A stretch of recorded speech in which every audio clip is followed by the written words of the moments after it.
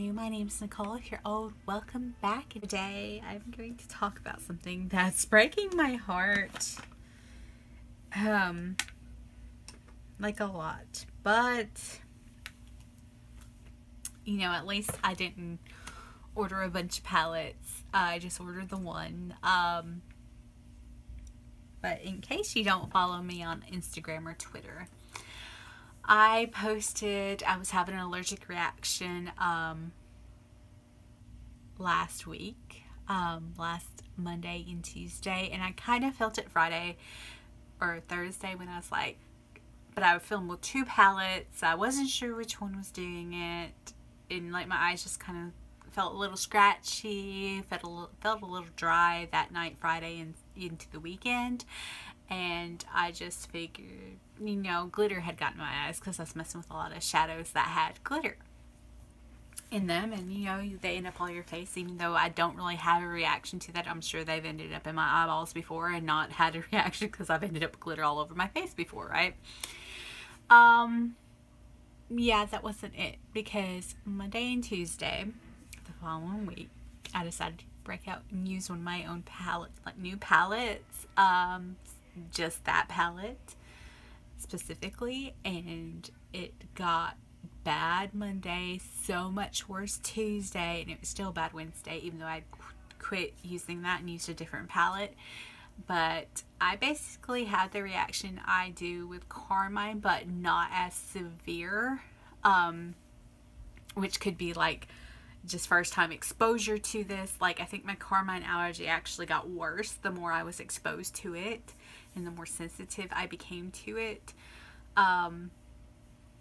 because it seemed like something with like a less severe amount of it wouldn't affect me as bad, but now they all like just affect me, and I know within a few hours that, hey, you're having a reaction. But basically, my eyeballs were freaking bad, not even, they're past bloodshot, okay? They were like red.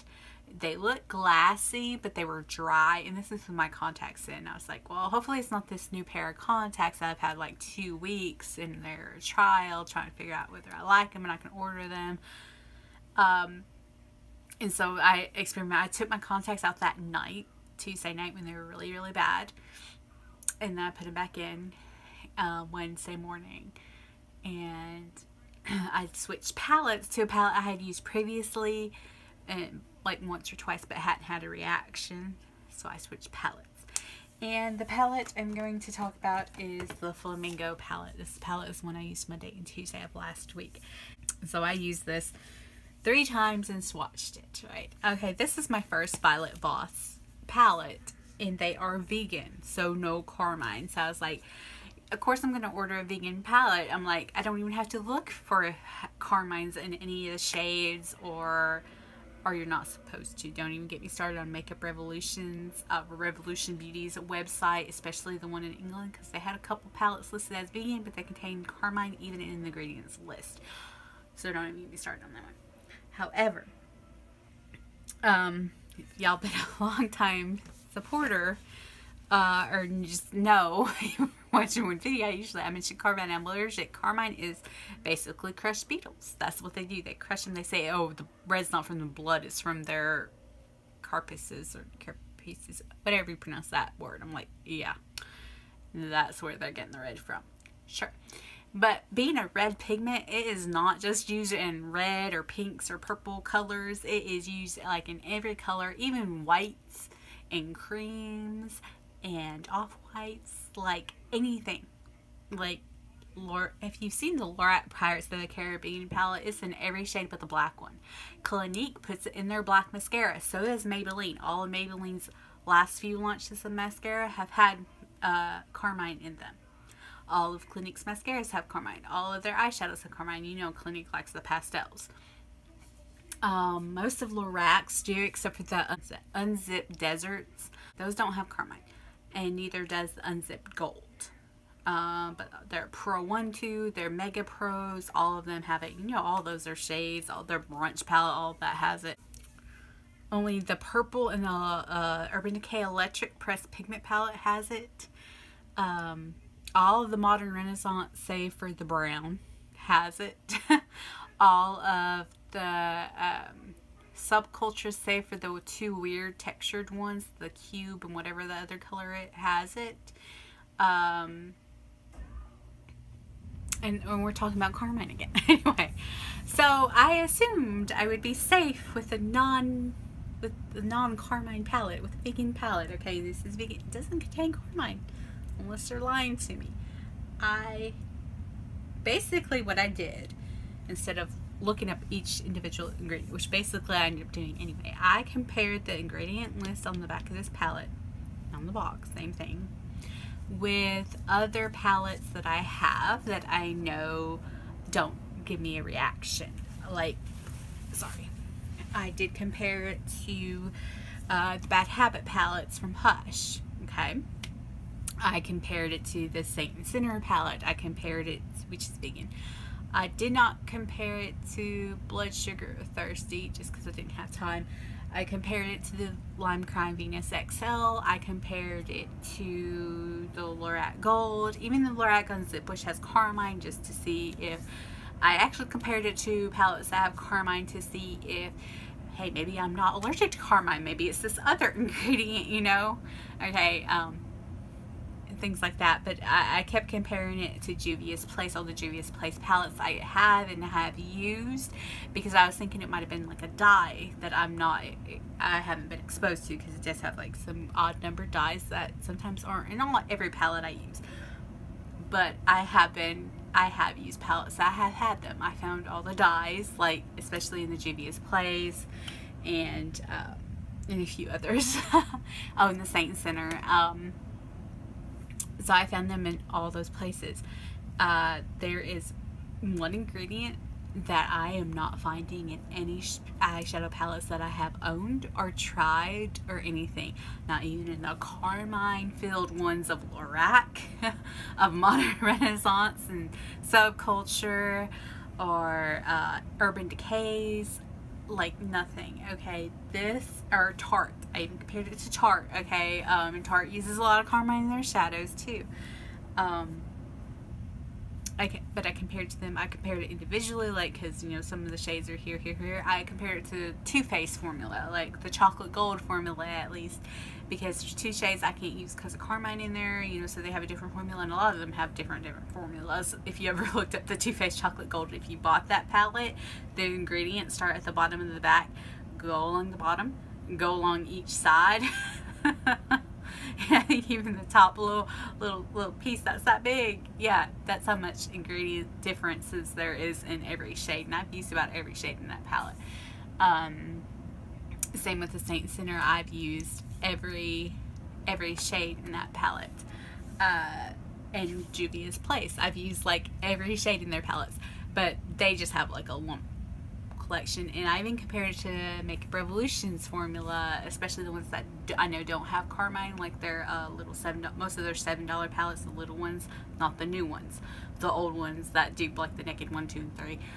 All of them, you know, don't have carmine. So I was comparing, and I compared, and I compared, and I compared.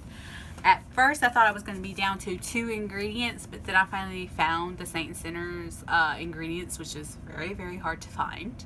I basically had a picture which I was zooming in on, because she doesn't keep the ingredients up on her site. Even Urban Decay, even though I don't think you can even buy the electric palette on their website anymore, they have the ingredients still listed. So, Kat Von D, you might want to keep your ingredients listed. I'm just saying. But I thought it was going to be trimethicone, like either or. I thought one of them was going to be trimethicone, but I finally found it, and it's all in every shade of the Saint Center palette. So I was like, okay, because I found kaolin in most every palette I have. Some palettes don't. Tarte doesn't use it, I don't think, and Too Faced might not either. But kaolin is either listed as kaolin or kaolin clay. It's an ingredient. So. But I did find that, mica and talcs and everything. And then finally, it took me a while to find phenylxenothol. I found it like in the Saint Center and I think Juvia's Place, but I found that in quite a few palettes too. And then I found all the dyes, all the chrome oxide greens, hydroxide greens, manganese violets, yellow lake, red lake. I found all of those I've been exposed to, have no problem with them, right? The one ingredient that I cannot find in any other palette that I've looked at. And I've looked at probably like 20 palettes, if not more. Like, their ingredients in different brands, and they vary across brands, believe you me. Like, that's why I didn't just stick with it. The one palette I didn't look up was like the Jaclyn Hill, and I probably should have. But I don't know. That's probably when I should look up, and I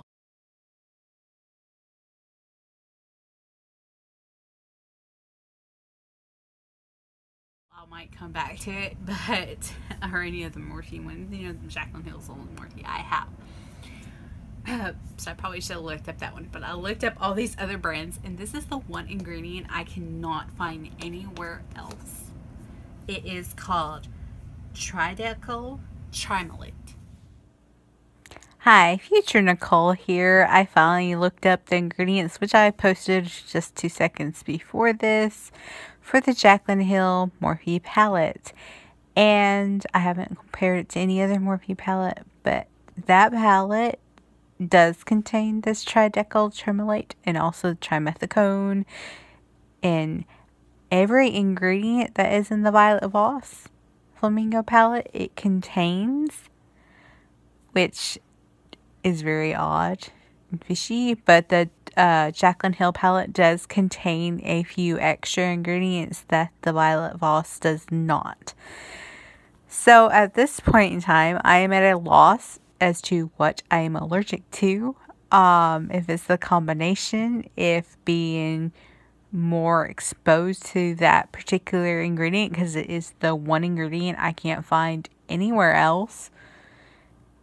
And like the Violet Voss just sent it over the edge, and now I'm allergic to it because I don't have that problem with the Jaclyn Hill. Now granted, I don't tend to wear the Jaclyn Hill, or I haven't probably since I first got it, worn it more than a day at a time with a break in between.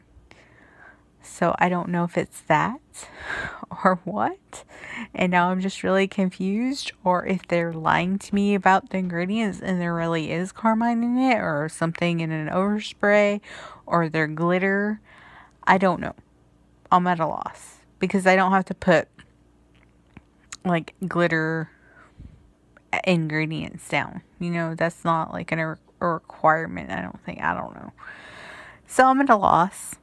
I thought I had it figured out because that is literally the one ingredient not contained anywhere else in any other palette. And the only way I can guess is like if I actually use the Jaclyn Hill palette for just by itself for a few days on end and see if I have the same reaction, which I might do at a future date. But just FYI, I thought I had this figured out. I was really excited to have had it figured out, and now it's just blah. So, yeah. It is that ingredient right there. It'll focus. Hopefully it'll focus.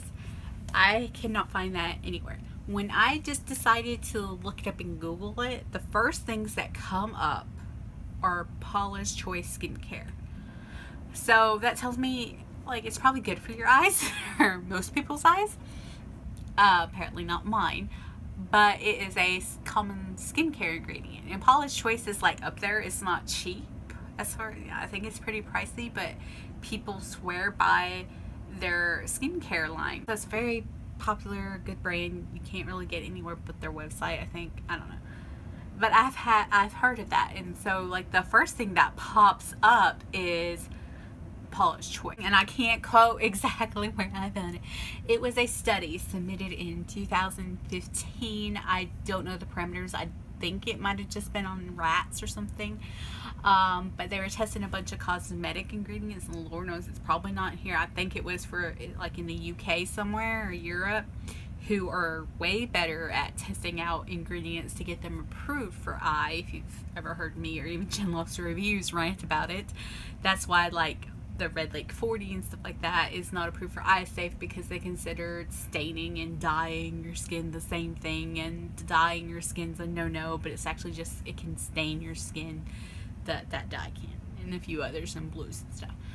So, but the FDA hasn't approved like cosmetic ingredients in like decades or something. So we're going to ignore them. We're going to go with the European Union, who actually approves like every week, every month, whatever. I think it was a study for over there But it actually had these, and it had a lot of ingredients that some I recognized. A lot of them were trimethicone might have been on there, but it's like phenylethanols and all that. I don't know.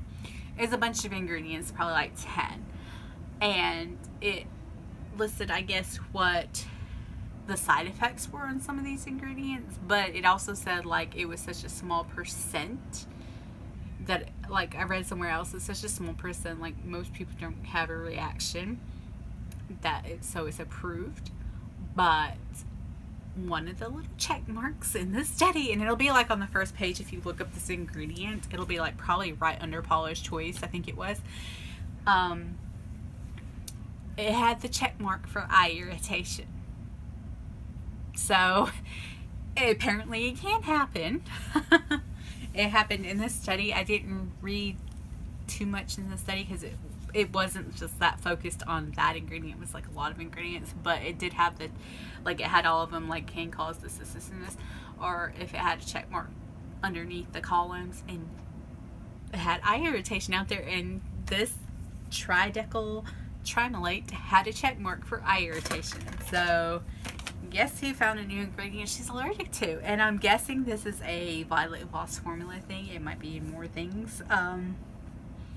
I did look, you know, because it's primarily a skin thing.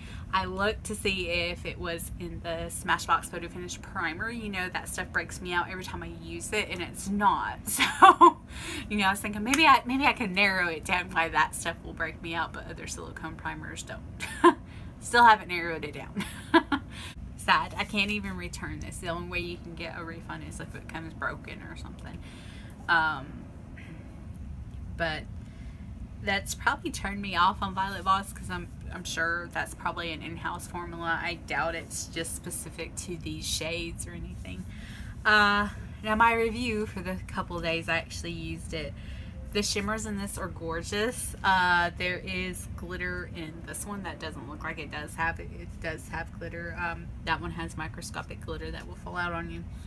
The thing I had trouble with is like these coral shades and even that yellow. Like these had to be really built up in my crease, which is a good thing for some people. If you're really pale, it probably works fantastic.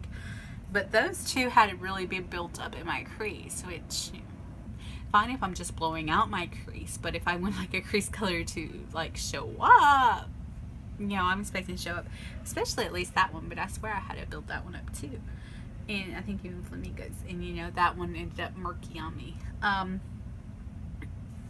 But it's still a good palette. So just, you know, take that. I'm not like bashing the palette. I just noticed that the first times I used it, I was like, I have to build up this pigment. So that was like a little bit of a disappointment. I didn't expect that to happen.